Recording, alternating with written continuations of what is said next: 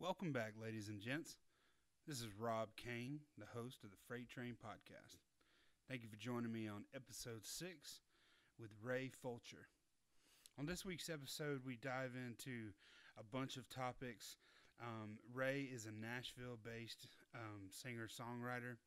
He comes from Georgia, but we dive into coming up in Georgia and how that shaped him as an artist, college at the University of Georgia, and then we get into a little more stuff about the songwriting process in Nashville and learn a lot of interesting stuff about the way the industry works today in 2017. So here we go. I hope you enjoy the interview with Ray Fulcher.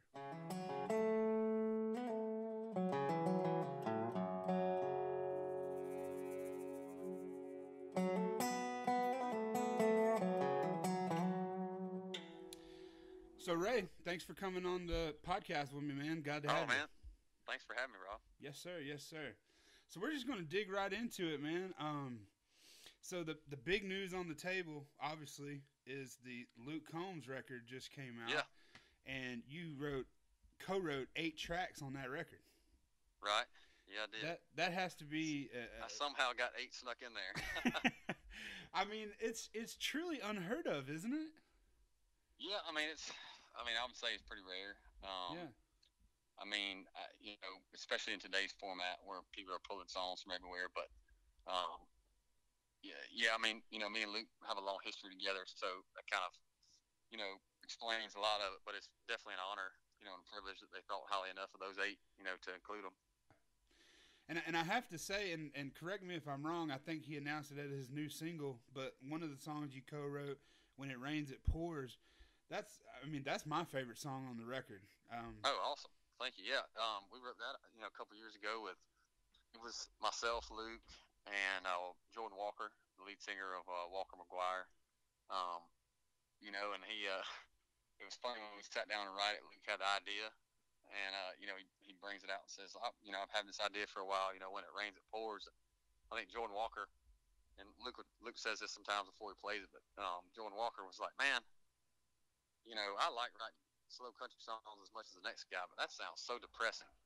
And we both were like, man, you're right. He's like, let's find a way to twist it. So we kind of, if somebody's listening to that and heard it, when you listen to it, you'll see that it's anything but depressing. So yeah, it's definitely my favorite song on the record. I mean, awesome. they're all good, but yeah, that one. And it's funny because when I listened to it, I was like, man, I wish that would be his next single. And then right, I was scrolling through Facebook or whatever, and I saw that it was announced as a new single, and I was like, hell yeah. Heck yeah. So, yeah. I mean, that's what country radio needs, I think. Yeah, man. I mean, I think we're excited about it, and no doubt about it, it's country, Mm-hmm. so and it's got tempo and stuff. I think it's pretty fun, so hopefully people are going to like it. Yeah. Well, and not to get too deep too quick, but, just because we're talking about, how country that is, right? Why do you think that popular country music has gotten so not country? I mean, because there are a bunch of haters out there, right? That right. do not like the Sam Hunts or the Florida Georgia Lines. I would be lying if I say I did not like some of that music. Right. And I don't mind it that much. And at the end of I've met Tyler Hubbard and Brian, and yeah. I think they're as country as anybody. They are. But yeah. I get that their music's a little different. But I guess the question I want to ask is, why do you think that country radio and popular country music has kind of evolved into that, and why do you think now it's kind of reverting back to what a lot of people would call quote unquote country?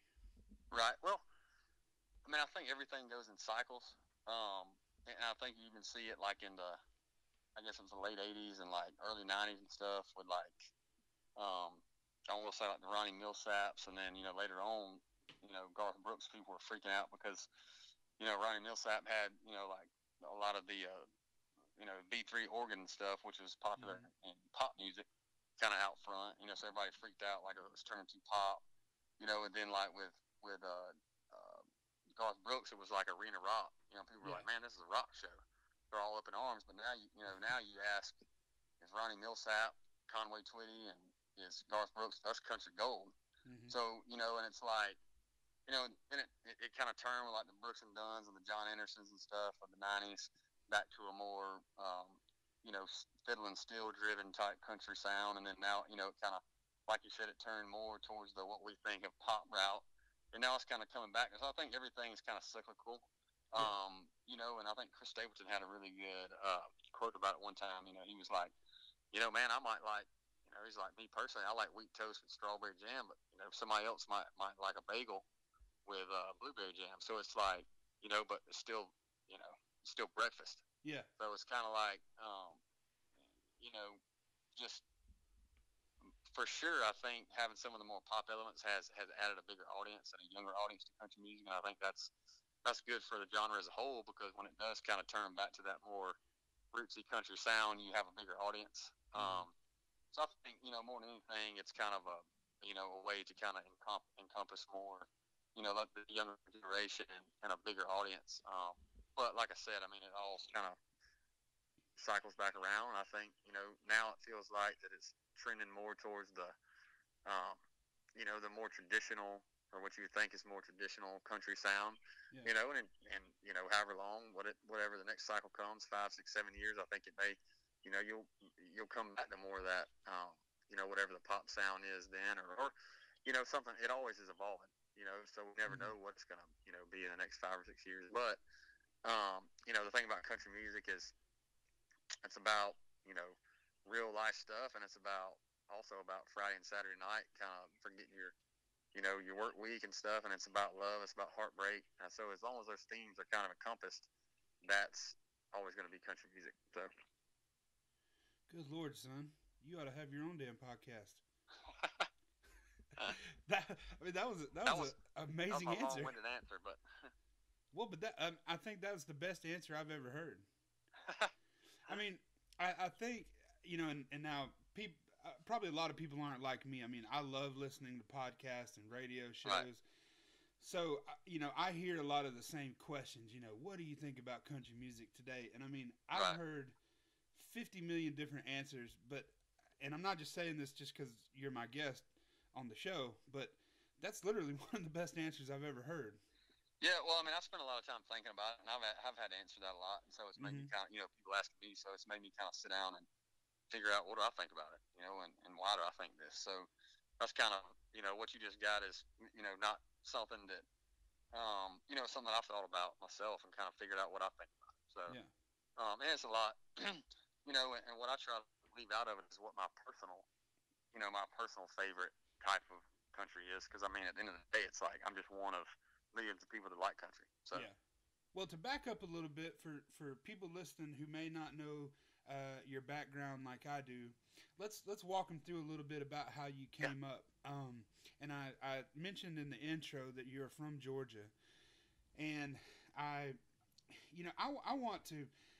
People come from all different places, but I think people would be lying if they said there wasn't something special in Georgia. I mean, the talent that churns out of there. And the experiences that people have in the music and coming up in the music industry through Georgia, I think really molds a special kind of person, artist, songwriter, what have you. And so kind of give us your journey, coming up. Yeah, so, I remember I've always kind of loved music, even a little bit more than the next guy, I think. I mean, as far as growing up, and I had two passions in life. It was, when I was growing up, it was sports, and maybe that was probably the main one I had for a long time. And then as I got older, I really took a liking to music and different kinds of music. When I was growing up, I remember my dad playing anything from Merle Haggard to Don Williams to the Temptations to the Four Tops to Elvis. Mm-hmm. So, I had a wide variety of things that we used to listen to, but I remember the first time that I really was I guess pulled into a song, and I can't remember how old I was, but I was a kid, and me and Dad were headed out to the hunting club to set up some stands, and I mean I was in like I remember being in, I guess, mid elementary school or something, and Oceanfront Property was on the radio.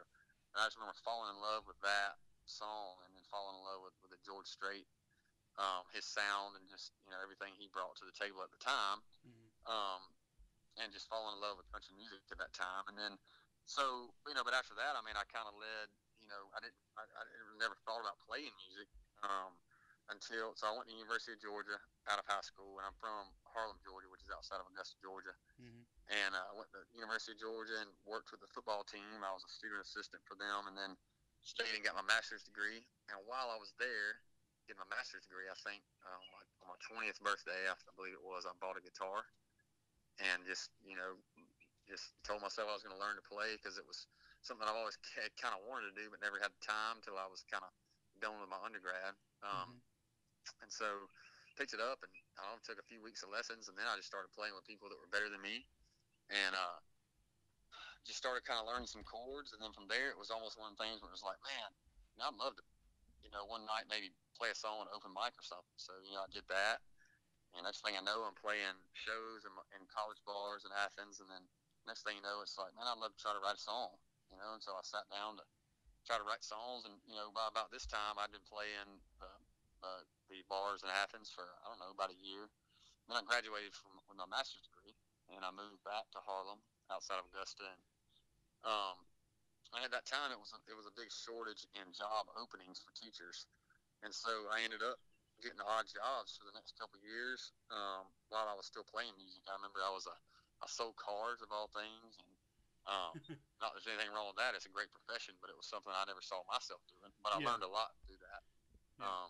Very valuable experience. And then I was parcel service manager at an ATV store. And then I spent a year as a sales manager at a fitness club in Evans, Georgia, which is a suburb of Augusta. But throughout this whole time, I was kind of playing shows, and I was trying to write a little bit. I didn't know how to write a song. I just sat down and was just put thoughts on paper, and I wound up, I think, in 2013, I drove up to Nashville, and I had the 5 songs that I felt were my best. Made a little EP, and then kind of just gave it away, my hometown. And through that, I kind of built like a little fan base in the Augusta area. And then I had a decision to make. I was like, can I see myself doing this for a career? So for about 6 months there, I was waffling back and forth on, do I stay, do I go? And for me, it was just a moment. I just remember having a moment one day where I was like, I can't personally wake up at 45 years old and look back and wonder what if, because that would kill me. Mm-hmm. And so in that moment, I just decided, whatever it's going to take, I'm going to try it. I'm going to move. And scariest thing I've ever done in my life. So I moved, and I think May of 2014, I moved up, and I just hit the ground running. I was playing shows every weekend, and every writer's round in town, I would go out and try to listen and learn and meet people while I was there, and really write with anybody who would write with me, just to kind of learn and see what it was about. I mean, I think over the first 2 years I was here in Nashville, I wrote, I don't know, 220 songs or something. And, Jesus. look, I met Luke Combs, I guess, really the first 6 months I moved, and we just hit it off because we both have an affinity for Eric Church and his style of writing and his live show. And we also kind of, sort of have the same sense of humor, and kind of have a lot in common. So it was just kind of one of the things that fit. Then the first time we tried to write, it just kind of clicked, and from there we felt like we had, a duo that could at least write songs that we were proud of, and that we, and that we could play, and always know that when we played them, that's a good representation of us and kind of what we, the music that we stand for. So, and then, after that, I think last June, a year ago, this month, I signed a publishing deal with River House Artists, and then we later had like a co-venture merged with Warner Chappell, which is one of the bigger publishing companies on Music Row, and here we are. Luke just released his album, This Is For You, and I've got 8 cuts on it. I've got the next single, so we'll kind of see where it goes. Yeah, I mean, that's a hell of a story, man, and with a great ending at that. Yeah, I mean, not an ending per se, but Right. you Great go what I place mean. we're at now. So. Yeah, yeah, exactly. Well, dude, that's really cool. And you know, so you went to UGA. Mm-hmm. I was actually in a fraternity at UGA, and it's a small world. So I was looking around Facebook and getting ready for this interview today, and I Right. ran across somebody having a conversation with you on Facebook. Not to sound creepy, but people can Yeah. see when you comment on stuff. And I was like, holy crap, I did not know that these two people know each other. So, Yeah. actually, a guy that I roomed with, Mr. Charlie Teese, shout out to Oh Charlie. yeah. Yeah, we were teaks together at UGA. So, Man, yeah, yeah. we So actually I know lived Charlie together. well, man. We we worked together for a couple of years. We still stay in touch and stuff. So that's cool. Yeah, yeah. So, anyway, and when I found that out, I was like, okay, well, I got to get some dirt on Ray. I gotta do something to not embarrass you per se, but Right. something I can bring up that's kind of funny. So I was told to tell you the phrase Tebow chick and ask what that means to you. Yeah. So we used to play. Uh, so when I worked at Georgia, the staff there, the student staff, we used to play flag football. And I was the quarterback. So at the time, Tebow was the quarterback at Florida. And so I guess I had a knack for, I dropped back to pass, and we'd have a rush come, and I would take off running and gain the first down. Um, Not always. I mean, a lot of times I get sacked in the backfield, but Yeah. so I would pull it down and run the first chance I got. So they started calling me, Chick Tebow, because so long story short, my nickname growing up is Chick, Chick, and that's how I got that nickname was from my uncle. That's a whole other story for another podcast. But so that's been my nickname forever, and kind of everybody in my hometown knows me as Chick. But and so we kind of over time when I was quarterback for a couple of years there, they started calling me Chick Tebow. So Chick Tebow. not the fastest guy by any means, by a long shot, but in my head, I was fast enough to get that first down every time. So I'd pull it down and run like Tebow did. There you go, brother. Hey, you just got to move it downfield, right? That's right. Move the chains. Move the chains. Well, getting back on topic a little bit, another big topic that I think comes up around the conversation of Nashville and country music is how the songwriting is getting done these days. Right. And so, there's a lot of people, and I hope I'm not sounding ignorant by saying this, but a lot of the older generation of people that I hear, do not like the communal writing process. Right.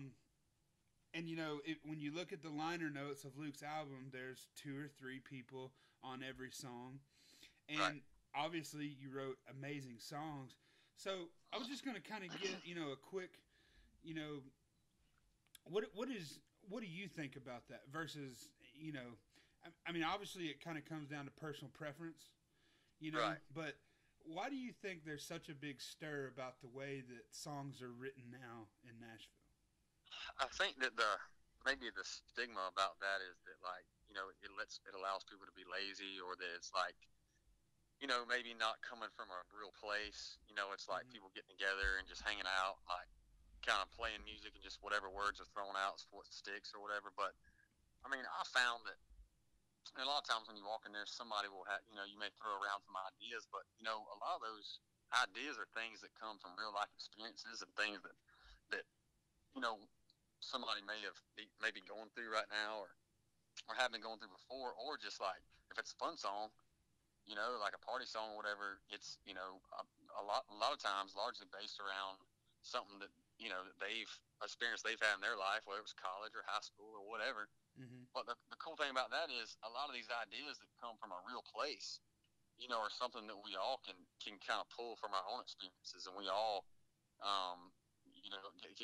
something that we can contribute to because it's something that we've all been through, and whether it's heartbreak or love or being too hungover or whatever it is, we've all been through it. So it's like it's almost like 3 guys coming together, and what people don't understand is a lot of times these songwriting sessions will lead to life discussions. things Yeah. about real life stuff, because when you sit down and write a song, you kind of open your heart and soul up to somebody else that you necessarily sometimes don't even know that well. Mm-hmm. So I think it's a bad rap. I don't necessarily agree with it, because I know that in the songwriting sessions that we have, it's a lot of times very emotional thing, and something that comes from a very real place. And where it helps is like, two or three brains are better than one. So, I don't think it takes away from the realness at all. I think what it does add is a different element of creativity, because you got different people talking about different ways which we could say this. Yeah. It's something that I might not, a way that I may not have thought of. Somebody else, Luke Combs may say, man, what if we did it like this? Saying the same thing, saying something that's coming from a real place, just saying it in a way or singing it in a melody, that may hit somebody better. Because at the end of the day, I think, at least, my crew, the crew I run, that I write with, the most important thing for us is for somebody to feel something. Yeah. Whether it's on Friday night when you get off work, and something to get you ready for the weekend, or, if you're going through a breakup, something to really make you think and put things in a new perspective for you, or if it's that, that first love, or whether it's that, you've been dating somebody a month and you're falling for them. It's like those emotions, whatever it is, we want people to feel something from it. And so I don't think, at least in my experience, the communal right doesn't take away from that at all. Mm-hmm. It just adds to the creativity. Well, that's really cool, man. That's really cool, and I think that's a great explanation to someone who's trying to put it down. Right. Well, Ray, as we wrap up, first of all, I want to say out there to the listeners, guys, Ray has his own music out there on iTunes, yep. And you need to go get it too, because if you like what you heard on the Luke Combs records, you'll obviously like what Ray puts out himself. You have a few EPs out on iTunes, correct? Yeah. So my last EP came out fall of 2016, and I think it went to number 9 on the iTunes charts. It's called Here We Go Again. So, yeah, that's the latest music I put out. You can find that on iTunes, Spotify, Apple Music, Amazon Music, all that. So. Okay. Awesome. And everybody, please go find Ray on all the social platforms and give him a follow and a like. And just, it is a huge deal that the Luke's album came out. So I just wanted to kind of list all the songs that you were a co-writer on. Yeah. For everybody. So you co-wrote Out There, Memories Are Made Of, Beer Can, When It Rains It Pours, which is the new single, by the way. Yep. This One's For You, mm-hmm. Be Careful What You Wish For, I Got Away With You, and Honky Tonk Highway. That's right. So, guys, if for whatever reason you don't buy the whole album, which is crazy, at least go buy these 8 songs and support the amazing songwriters in Nashville like Ray Fulcher. Yeah, y'all go check it out, man. I hope that, like I said earlier, the crazy thing is, me, Luke and I and the other writers, we never sat down 2-3 years ago to write a Luke Combs record. Mm-hmm. We just wrote stuff that we would want to listen to, and stuff that came from a real place for us, and things that we could be proud of. And, here it is 2 years later, and it made a record that that people seem to like. So we're super thrilled about that. It's kind of surreal the way that it all kind of happened, because we never we didn't know what was coming down the line. We were just writing songs. So I encourage y'all to check it out, and I hope you like it.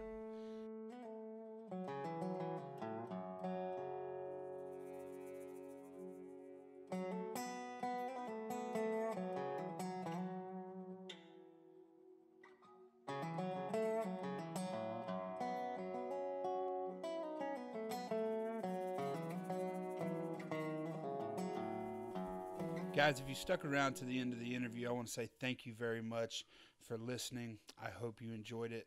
I'm really trying hard to bring very interesting people, up-and-coming artists, as well as established artists, to talk and get their view on country music.